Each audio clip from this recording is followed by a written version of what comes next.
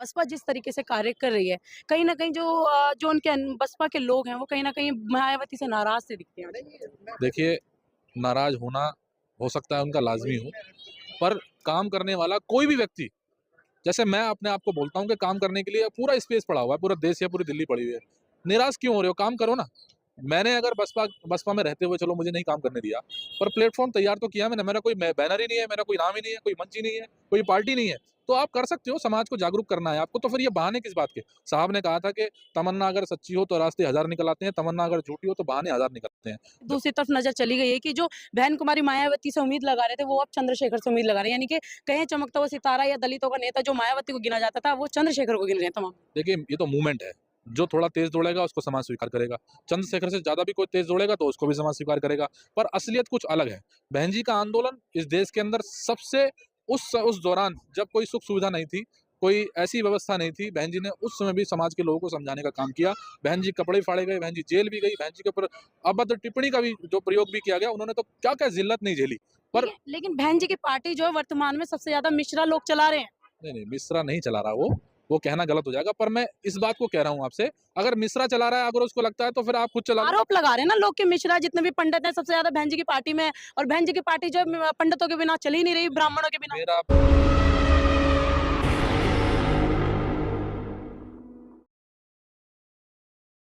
नमस्कार, मैं काव्या बोध और आप देखना शुरू कर चुके हैं नागवंश टीवी। इस वक्त मैं पहुंची हूँ विधानसभा सीमापुरी में और यहाँ पर एक सीमापुरी में जो पुराना छोड़ो नया विकल्प तैयार के तहत एक भाईचारा सम्मेलन किया गया है और जिसके ऑर्गेनाइजर जो हैं अनिल सागर जी हैं। इनसे भी हम जानने की कोशिश करेंगे कि जो ये भाईचारा सम्मेलन है सर, इसका उद्देश्य क्या है।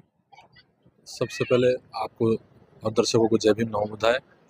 देखिए, ये जो लाइन है, ये लाइन बहुत कुछ कहती है, जो आपने दोहराई थी अभी कि सीमापुरी पुराना छोड़ो नया विकल्प तैयार है। अभी आप विधानसभा के हालात देखेंगे सीमापुरी के, तो 2 पार्टी, एक कांग्रेस जी और एक आम आदमी पार्टी। जी। आम आदमी पार्टी वाला कांग्रेस ज्वाइन कर लेता है, कांग्रेस वाला आम आदमी पार्टी ज्वाइन कर लेता है। इन दोनों ने सीमापुरी के अंदर 25 साल जो है जनता को लूटने का और जनता को गुमराह करने का काम किया।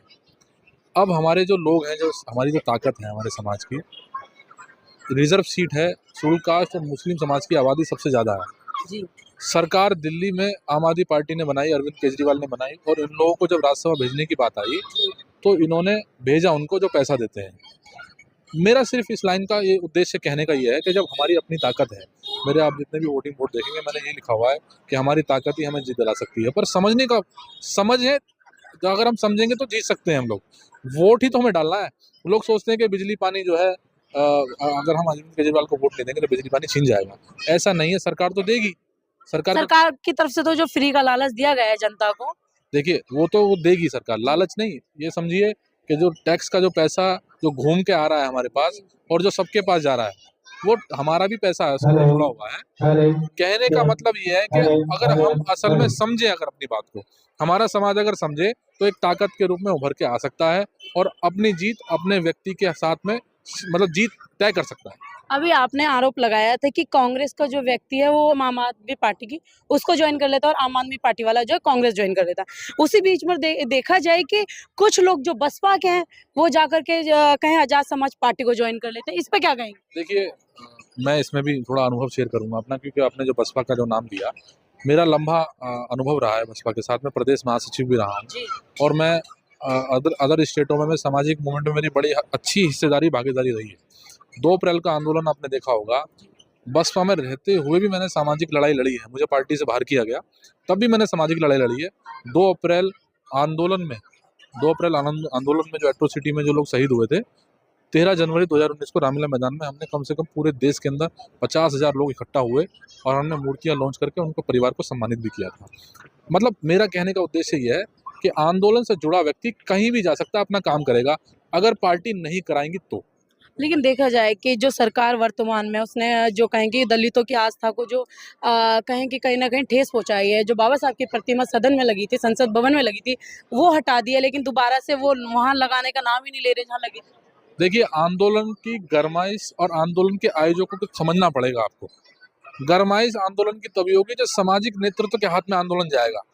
1000-2000 की भीड़ से सरकार हिलने वाली नहीं है। अगर सरकार को हिलाना है तो पूरे देश के अंदर आंदोलन करना पड़ेगा। दिल्ली बैठ के आंदोलन नहीं होगा। जी। प्रतिमा तो लग जाएगी, एक दिन में लग जाएगी प्रतिमा। प्रतिमा कौन सी बड़ी बात है, प्रतिमा नहीं लग सकती। नेतृत्व की बात समझना पड़ेगा कि नेतृत्व किसके हाथ में है। समाज इसलिए एकत्रित नहीं हो रहा, ये सवाल है।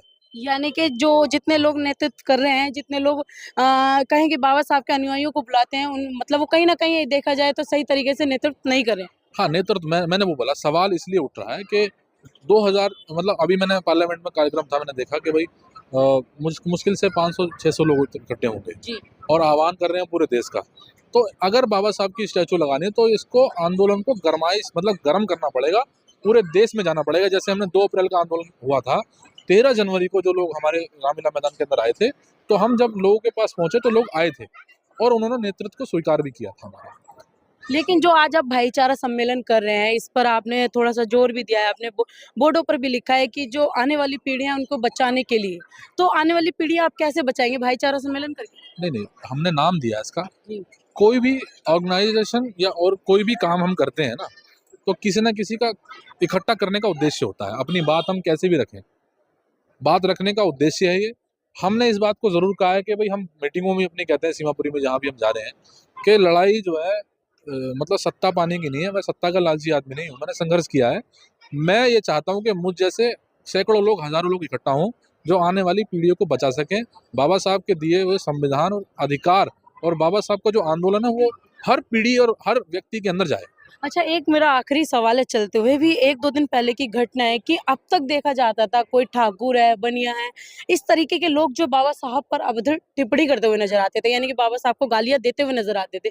लेकिन एक जो मुस्लिम समुदाय का व्यक्ति है, अब उसने भी बाबा साहब के ऊपर गलत टिप्पणी कर दी है। देखिए, जब तक एविडेंस ना आए तब तक बोलना ठीक नहीं है। एफआईआर हो गई है सर। एफआईआर हो गई है। होता क्या है कि शेड्यूल कास्ट का व्यक्ति भी जो है, आप देखेंगे जब उत्तर प्रदेश के अंदर जब सरकार थी समाजवादी पार्टी की, तो प्रमोशन में आरक्षण में जो प्रमोशन का बिल था, वो किसने फाड़ा था?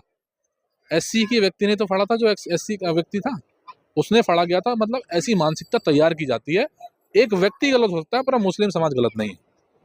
मतलब इस बात को समझना पड़ेगा, मुस्लिम एक व्यक्ति गलत है, पूरा समाज गलत नहीं। चलिए चलते-चलते एक आखिरी सवाल और ले लेते हैं कि बसपा जिस तरीके से कार्य कर रही है, कहीं न कहीं जो उनके बसपा के लोग हैं, वो कहीं न कहीं मायावती से नाराज़ से दिखते हैं। देखिए, नाराज होना हो सकता है उनका लाजमी हो, पर काम करने वाला कोई भी व्यक्ति, जैसे मैं अपने आप को बोलता हूँ कि काम करने के लिए पूरा स्पेस पड़ा हुआ है, पूरा देश या पूरी दिल्ली पड़ी हुई है, निराश क्यों हो रहे हो? काम करो ना।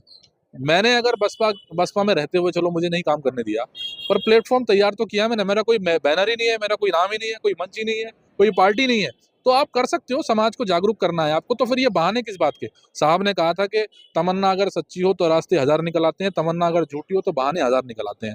जो कुछ नहीं कर सकते वो आरोप लगाते हैं किसी पे भी। लेकिन अब देखा जाए, क्योंकि जो दलित समाज का कहीं न कहीं दूसरी तरफ नज़र चली गई है कि जो बहन कुमारी मायावती से उम्मीद लगा रहे थे, वो अब चंद्रशेखर से उम्मीद लगा रहे हैं। यानी कि कहें चमकता हुआ सितारा या दलितों का नेता जो मायावती को गिना जाता था, वो चंद्रशेखर को गिन रहे हैं तमाम। देखिए, ये तो मूवमेंट है, जो थोड़ा तेज दौड़ेगा उसको समाज स्वीकार करेगा। चंद्रशेखर से ज़्यादा भी कोई तेज दौड़ेगा तो उसको भी समाज स्वीकार करेगा, पर असलियत कुछ अलग है। बहन जी का आंदोलन इस देश के अंदर सबसे उस दौरान जब कोई सुख सुविधा नहीं थी, कोई ऐसी व्यवस्था नहीं थी, बहन जी ने उस समय भी समाज के लोगों को समझाने का काम किया। बहन जी कपड़े फाड़े गए, बहन जी जेल भी गई, बहन जी के ऊपर अभद्र टिप्पणी का भी जो प्रयोग भी किया गया, उन्होंने तो क्या-क्या ज़िल्लत नहीं झेली। पर लेकिन बहन जी की पार्टी जो है वर्तमान में सबसे ज़्यादा मिश्रा लोग चला रहे हैं।